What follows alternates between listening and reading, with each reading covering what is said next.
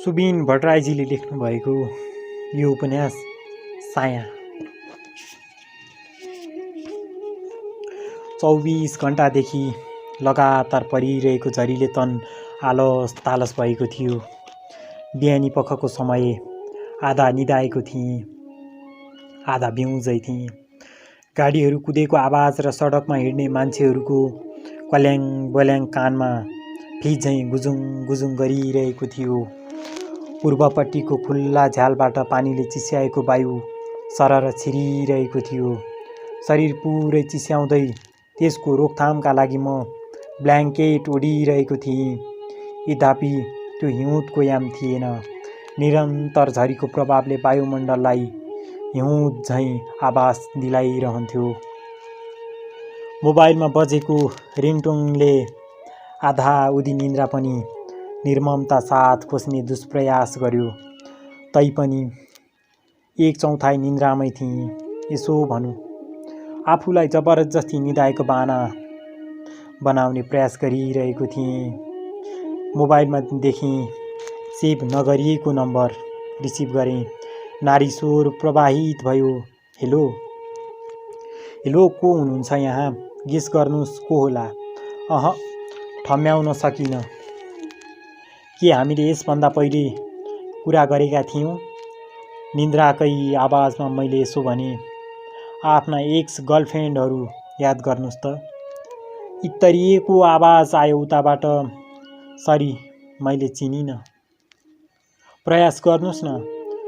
कुनै क्लु भए सजिलो हुन्थ्यो। म अर्धनिन्द्रामै बोलिरहेको थिएँ। दिमागमा प्रेसर दिएर को हो भनी सोच्न मन थिएन।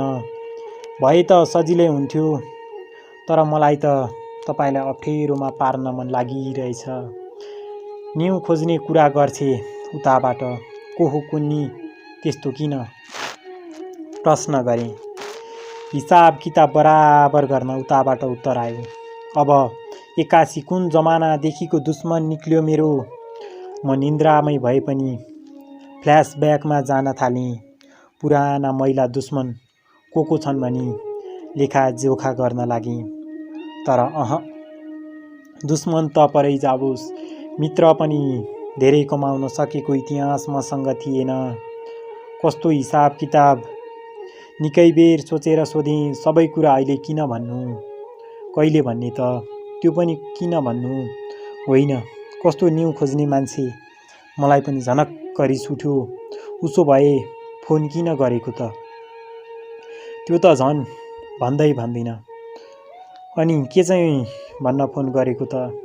यतिन्जेल मैले के भने त्यो त आफूलाई थाहा होला नि। मलाई पो बरु अचम्म लागिरहेछ। म यस आइमाईको बकवास यति लामो समयसम्म आफ्नो निन्द्रा माया मार्दै किन सुनिरहेछु? फोन राखिदिउँ झनक्क भएर भने। पछुताउनुहुन्छ।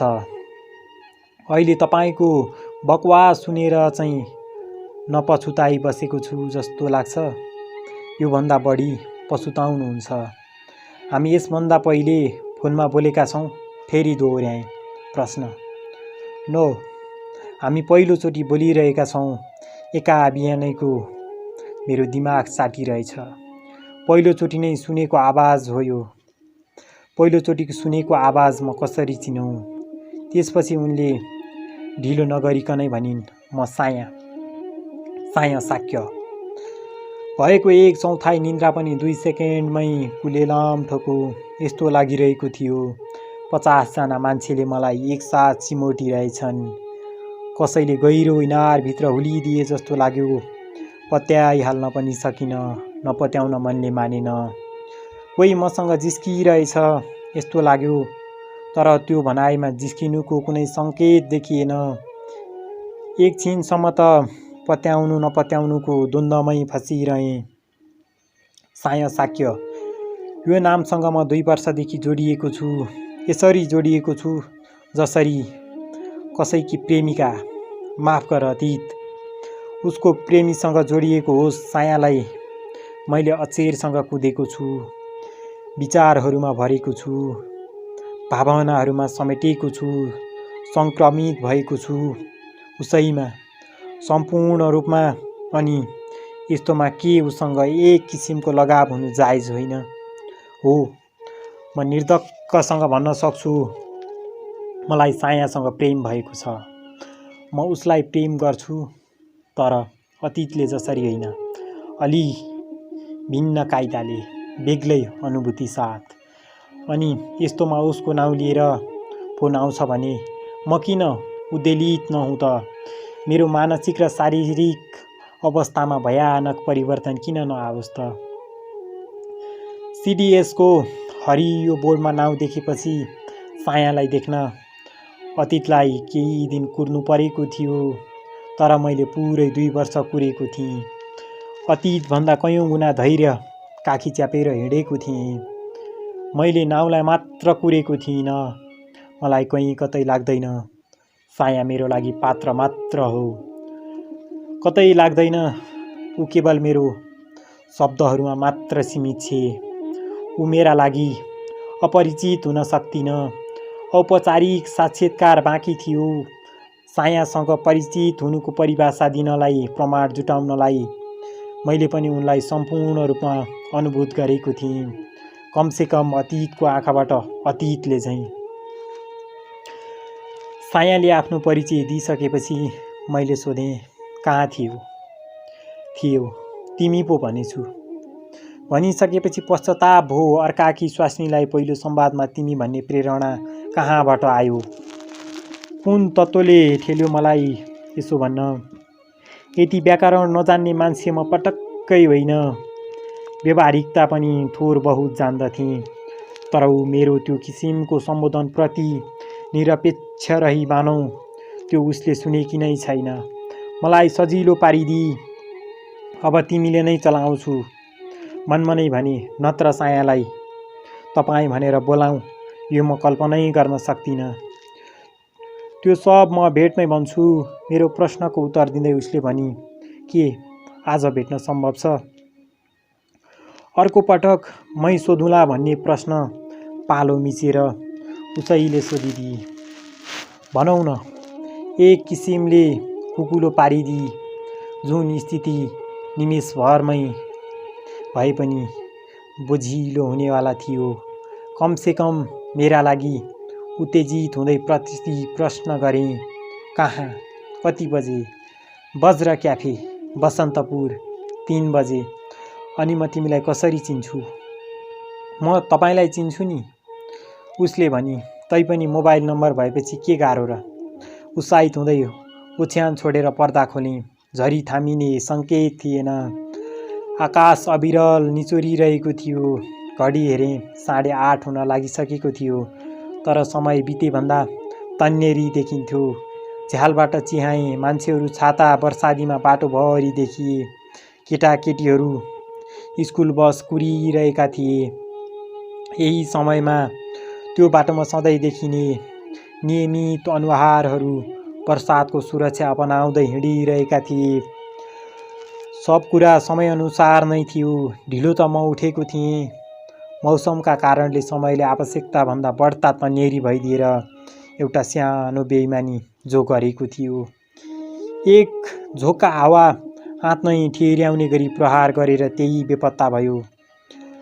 कफीको तलतल लाग्यो। मुखसुख धोइवरी किचनमा गएर 1 कप स्ट्रङ कफी बनाएर कोठामा आएर खाएँ। हरेक क्षण जुनसुकै सोचाइमा मन जान खोजेको होस्, अन्तत्तो गात्वा सायमै गएर ठोकिरहेको थियो। हरेक घटनाक्रम, विचार र योजना सास्याना खोल्स्या समुद्रमा मिसिए झैँ सायामा मिसिरहेको थियो। मेरो सोचाइलाई नै अनियन्त्रित बनाउँदै, विचारलाई उछिनेर दिउँसो 3 बजेलाई गन्तव्य बिन्दुको समय राखेर मेरो आधा दिन बित्यो। कुनै पनि काम गर्न घडी हेर्दै यति घन्टा बाँकी भनेर एक किसिमको म्याराथनमा दौडिरहेको धावाक झैँ मेरो समय बितिरह्यो र मलाई पनि त्यसरी झैँ समय बिताइरहन मन परिरह्यो। साँच्ची साया कस्ती होली? अतीतले एक हिसाबले बयान गर्यो। मेरो शब्दहरूमा ऊ एक हिसाबमा कुदी कसको विश्लेषणसँग ज्यादा परस्पर छे। म कल्पना आकाशमा उडिरहेँ, क्याडबरी ओठ, सिल्की कपाल अनि अल्ट्रा बोल्ड सायालाई कल्पना र वास्तविकताको सङ्घारमा निमेष निमेषमा ल्याउँदै पठाउँदै गर्न थालेँ। दिउँसो 3 बजेको समयलाई तानेर सार्नु जस्तो भइरहेको थियो।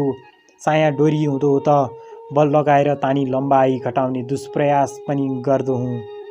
समय बित्दैन, चाहेको बेला। यही यसको धर्म हो, थप अधैर्य बनाइदिनु।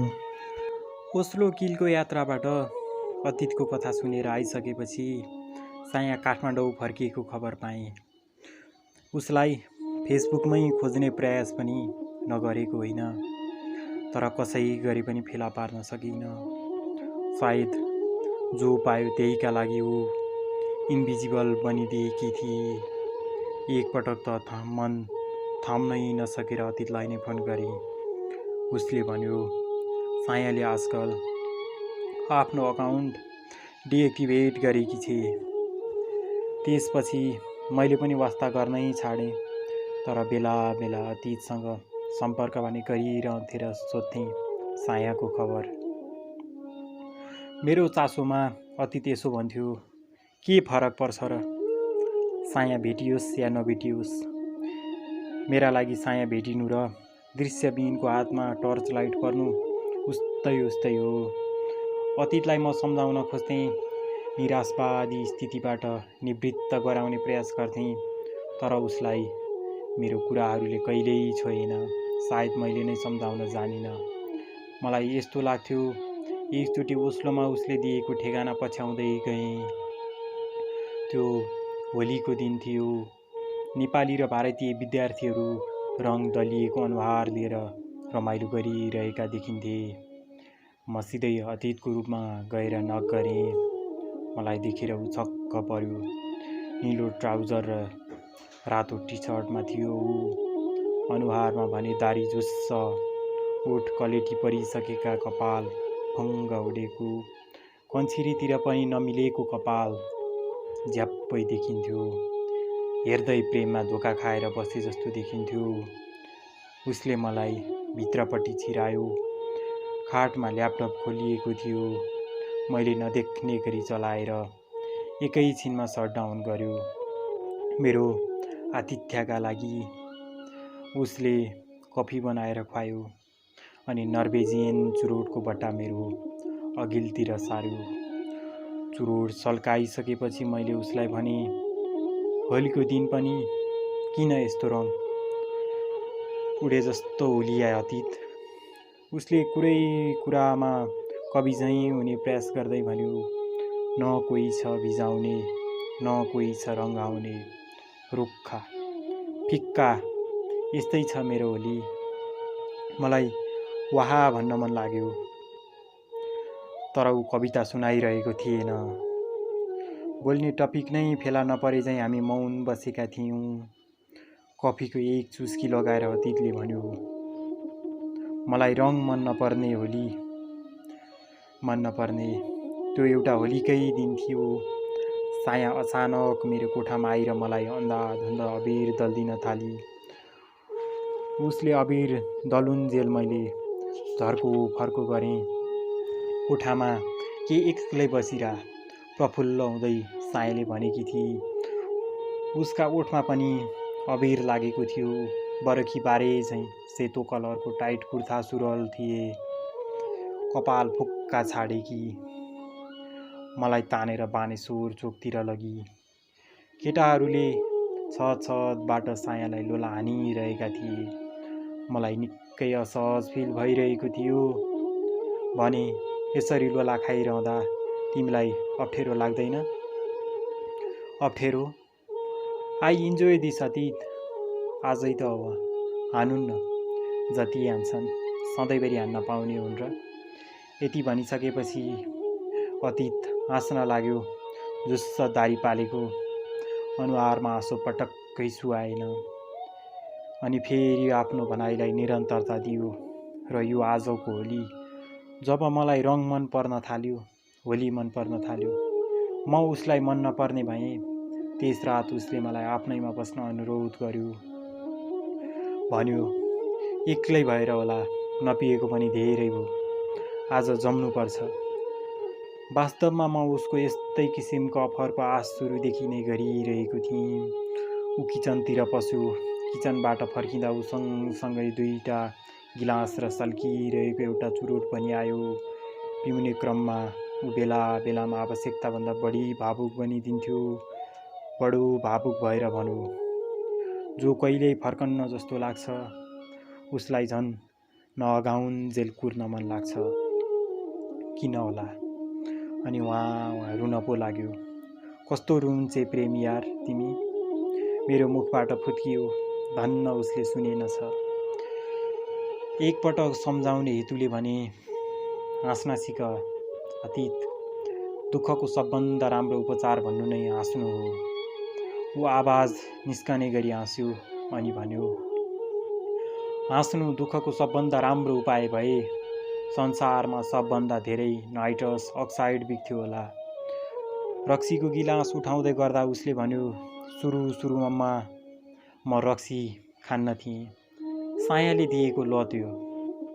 ऊ भन्थी, हाम्रो त रक्सी सगुन नै मानिन्छ, जिब्रो छुवाउनै पर्छ। यी हेर्नुहोस् त, आजकल म पनि खुब खान थालेको छु। मुटु भिजाउनै पर्छ। व्हिस्कीको गिलास उठाउँदै उसले मलाई देखाएर एक घुटको निल्यो। यसो गरो साया, उसो गरो साया। सायाका मात्र कुरा गरेर उसले मलाई अन्तिमको रक्सी झैँ वाकवाकी र नमिठो लाग्ने बनाइदिइसक्यो। उसका कुरा सुनेर मलाई लाग्यो, ऊ अल्कोहलिक भन्दा पनि साया हलिक ज्यादा भएको छ। उसो त म पनि धेरै मान्छेको प्रेम कहानी सुन्ने असल श्रोता भइसकेको थिएँ। तर अतीतको कुरा भने अब अति नै हुन लागिसकेको थियो। अर्थात् सायाप्रतिको त्यो हदसम्मको आसक्तिले गर्दा मलाई डर लाग्न थालिसकेको थियो। हामी 1:2 रेसियोमा पिइरहेका थियौँ। 3 पेगमा म टिल्ल भएँ। ऊ 6औँ पेगमा थियो। रात पुरै छिप्पिसकेको थियो। उसलाई सुत्नु थिएन। मलाई निन्द्रा लागिसकेको थियो। एकफेर भने, अब सुत्ने हो कि अतीत? मात्नु र सुत्नु एउटै होइन र? ऊ गिलास समातिरहेको अवस्थामा ढलपल गर्दै उठो र भनौँ, जे भए पनि होसमा नरहनु त हो नि। त्यस्तो हो र मात, मन दुखेको ठिक पारिदिने। यद्यपि उत्तर दिन सक्ने स्थितिमा ऊ थिएन। तैपनि सोधेँ। लाग्यो उसको मन धेरै दुखेको छ। आफै पनि त मातेको थिएँ। मन दुखेको औषधि पनि हुन्छ र राइटर साहेब। ऊ झ्यालतिर अघि सऱ्यो र आकाशतर्फ हेर्दै भन्न लाग्यो, मन दुखेको औषधि बजारमा पाइने भए त्यसको सबभन्दा धेरै उपभोग गर्ने मै हुन्थेँ। त्यसो हो भने मैले पनि उठ्ने आवश्यकता महसुस गरेर भने त्यो औषधि बजारसम्म नै आइपुग्दैन थियो। प्रसङ्ग मोडिँदै जाने क्रममा मैले सोधेँ, आजकल साया कहाँ छ अतीत? को साया? जिब्रो नै नभएको मान्छेले बोले झैँ अस्पष्ट आवाजमा भन्यो, म चिन्दिनँ कोही साया। कहिलेकाहीँ लाग्थ्यो साया कहाँ कहाँ जान्छे अतीत सब थाहा पाउँछ। तर मसँग संवाद हुँदा चाहिँ ऊ पुरै बेखबर भएको छनक देखाउँथ्यो। मलाई 1-2 पल्ट उसित रिस नउठेको पनि होइन। किन? केही भन्दैन ऊ। साया मौन भई अतीत भन्थ्यो, कि अब मौन हुने पालो उसको आएको हो? उसको संवादहीनताको कठोर प्रतिवाद गर्न मन लाग्थ्यो। तर सोच्थेँ, म उसको को हुँ र? यात्रामा हिँड्दा भेटिने एउटा सहयात्री र केही पेग रक्सी खाने साथी बाहेक मसँग उसको केही सम्बन्ध छैन। मैले उसित जति निकटताको महसुस गरे पनि उसका लागि त म पराई नै हुँ। पछि म फगत यही सोचेर अतीतसँग सायाको बारे सोध्न छोडिसकेको थिएँ। अझ भनौँ, अतीतसँग नै सम्पर्कमा बस्न छाडिसकेको थिएँ। ओस्लोमा मेरा अरू पनि थुप्रै साथी बस्थे। मैले प्रत्येक साथीहरूलाई साया नाउँ गरेकी केटीबारे पत्ता लगाउन आग्रह गरेँ। कोहीले वास्तै गरेनन्, कोहीले आफूले पत्तो लगाउन नसकेको रिप्लाई गरे। कतै न कतैको लिङ्कबाट फेला पर्नुपर्ने कहाँ गए। रहन भुलमा परेँ। पछि उनीहरूलाई बेकार रिक्वेस्ट गरेछु चाहिँ लाग्यो। उनीहरूलाई के वास्ता मेरो एउटा पात्रलाई खोज्न, आफ्ना सब काम छोडेर हिँड्नु। अतीतबाट सायाको कुनै खबर पाउन नसकेपछि म आफ्नो पढाइ सकेर नेपाल फर्किएर एनजिओमा लागेको थिएँ। अतीत मेरो लागि पनि अतीत भइसकेको थियो, सायाका लागि चाहिँ। अनि साया, ऊ पनि त अतीतकै छाया थिए। अतीत अतीत भयो भनेपछि साया पनि अतीत नै हुने भए। साया पनि गुमनाम पात्रकै सीमित हुन आँटेकी थिए, जस्तो अरू पात्रहरू हुने गर्छन्। ठ्याक्कै 3 बज्न लागिसकेको थियो। बज्र क्याफेको रुफटमा पुगेँ। पानी रोकिएको थिएन, उस्तै गतिमा परिरहेको थियो जस्तो अघिल्लो दिन परेको थियो। सिमसिमभन्दा अलिक सघन, स्याहारेर होइन। छोटो दूरीमा हिँड्दा भिजाइहाल्ने किसिमको बर्सात थिएन। रुफटपमा 2टा टेबल रिजर्भ थिए। एउटामा 4-5 जना केटा बियर पिइरहेका थिए। अर्को त्योभन्दा धेरै र एउटी केटी एक्लै चुरोट पिइरहेकी थिए। म ढुक्क भएँ, सायद त्यही हो। मलाई देख्न साथ ऊ परैबाट हाँसी, बस्नुहोस्। ठिक आफ्नो विपरीत दिशामा भएको कुर्सीमा बस्न अनुरोध गरी म बसेँ। उसलाई निहाल्दैमा केन्द्रित भएँ। 2 वर्षदेखिको प्यास म तृप्त हुन चाहन्थेँ। मलाई लागिरहेको थियो ऊ एकछिनसम्म केही नबोलोस्, एकछिनसम्म वरपर दायाँ बायाँ कसैको केही हलचल या बाधा नआओस्।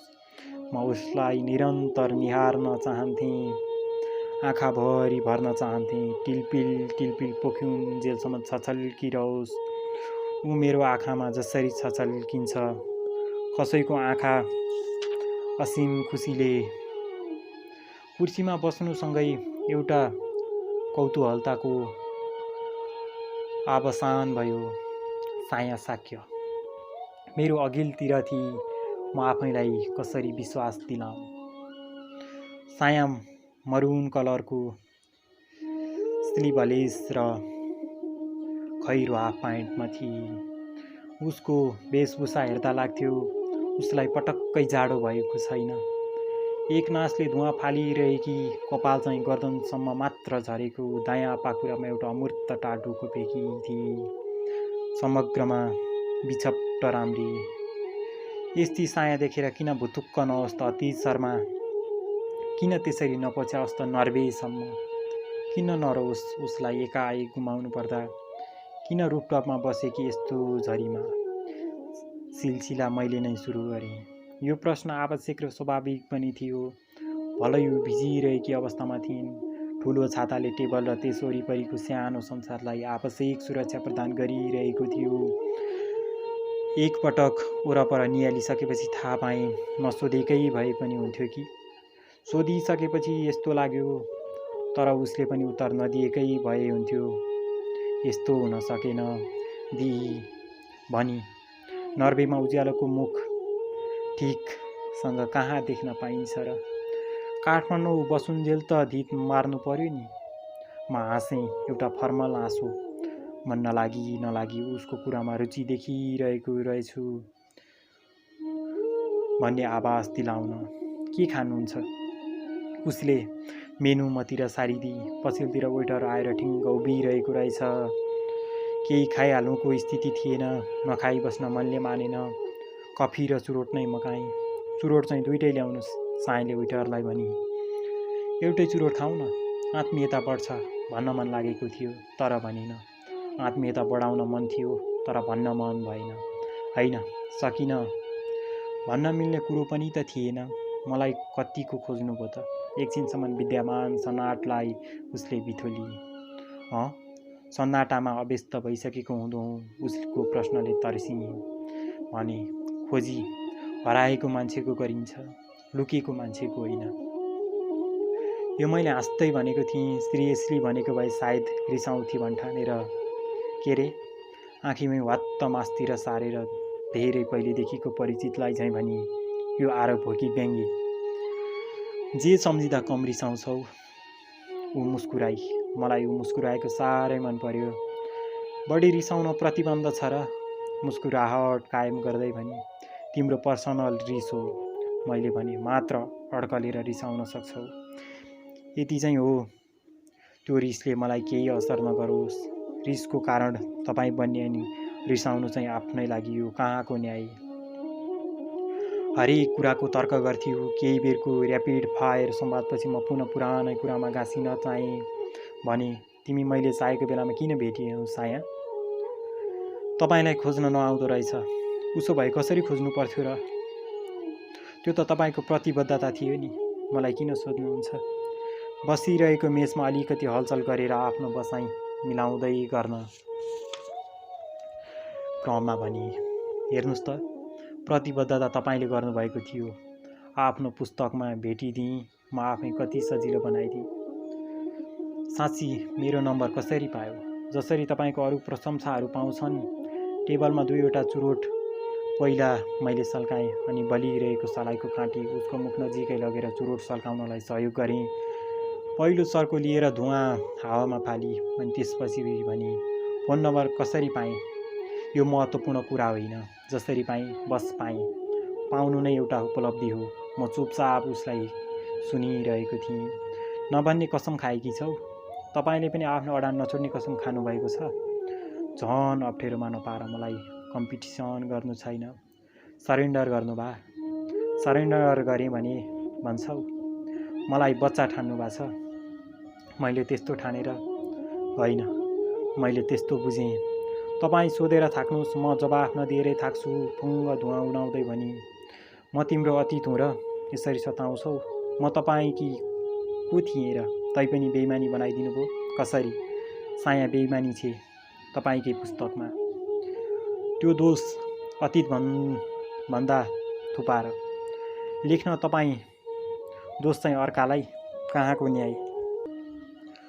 अतीतले जे जति भन्यो त्यही लेखेँ। म के भन्छु? त्यो कुर्न सक्नु भएन? तिमीलाई खोजेकै हो, भेटिनौ त म के गरौँ? मैले त तपाईँलाई खोज्न चाहेको एक दिनमै भेटेँ। पुलिसमा जागिर किन खाएनौ त? वाट? तिमीले मलाई सजिलै भेट्यौ, यसमा मेरो के दोष? दोष केही हराउनु या भेटिनुमा छैन। दोष तपाईँको एकतर्फी कथामा छ। अब अर्कोतर्फी कथा बनाउन मद्दत गर्दिनौ? के तपाईँलाई लाग्दैन हामी त्यसैका लागि यहाँ छौँ? बादल फाटेर मेरो अनुहारमा अलिकति घाम लाग्यो। आफसे आफ एउटा उजिलो मुस्कान निक्षिप्त हुँदै तपाईँको पुस्तक नपढिकनै एडभान्स प्रतिक्रिया पाइसकेकी थिएँ। कसरी?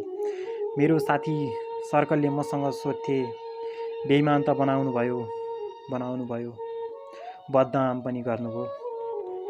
ओठको लम्बाइ बढाइदिएँ। खिच्चो आँसु टाँसिएको थियो। अलिक नखरा पार्दै बोल्न लागि, ऊ जसले पनि सोध्ने साया के हो? तेरो कथामा छापिया रहेछ। के सब कुरा साँचो हो? त्यो अतीत भनेको हो? त्यसपछि के भयो?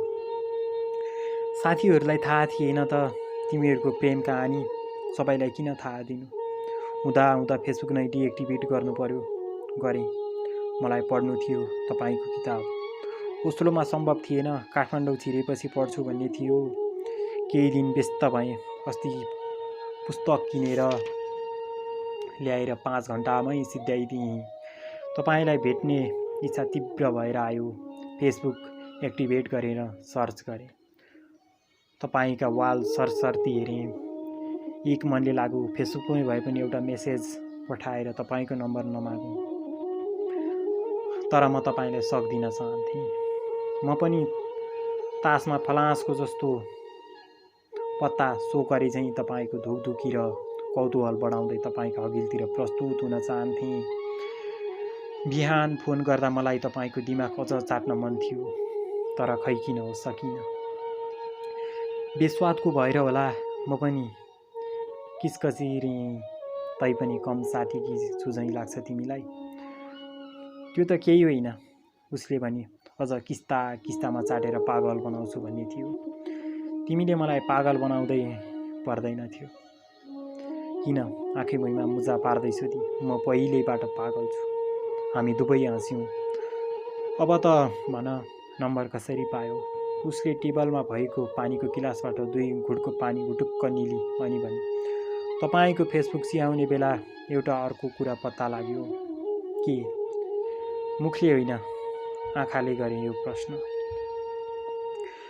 "तपाईँका र मेरा 5 जना म्युचुअल फ्रेन्ड रहेछन् नि," उसले भनी। सबैलाई सोधे, "एकजनासँग रहेछ।" उसले मलाई तुरुन्तै दिइहाल्यो। "अनि उनीहरूले चाहिँ कोट्याएनन् तिम्रो इतिहास?" दुवैजनाले सोधे। नम्बर पाउनसाथ फेरि फेसबुक डिएक्टिभेट। "पुस्तक त पढिछौ," मैले भने, "तर मलाई लाग्दैन कि म तिमीबाट पुस्तकको प्रतिक्रिया लिऊँ। मलाई पनि यो लाग्दैन म पुस्तकको प्रतिक्रिया दिउँ। यति बुझ्नुस्, म तपाईँको नन फ्यान रिडर।" अर्को चुरोट चल्काई भनी, "तपाईँका पाठकहरूले त मलाई बाटोमा भेटे पनि छोड्दैनन् होला कि?" "किन?" "यो सोध्नु आवश्यक थियो। त्यस्तै निष्ठुरी बनाइदिनु भएको छ, बिना कारण आफ्नो हस्बेन्डलाई धोका दिने।" उसले चुरोटको धुवा आकाशतिर फ्याँक्दै भनी। म फिस्सा हाँसेँ, मात्र अलिकति रोमाञ्चित डर पनि लागिरहेको थियो। मेरा पाठकहरूको रिस मलाई पुग्ने त होइन। ऊ पुनः भन्न थाली, "तपाईँको फेसबुक वालमा कसैले पनि मेरो बारेमा राम्रो लेखेको देखिन।"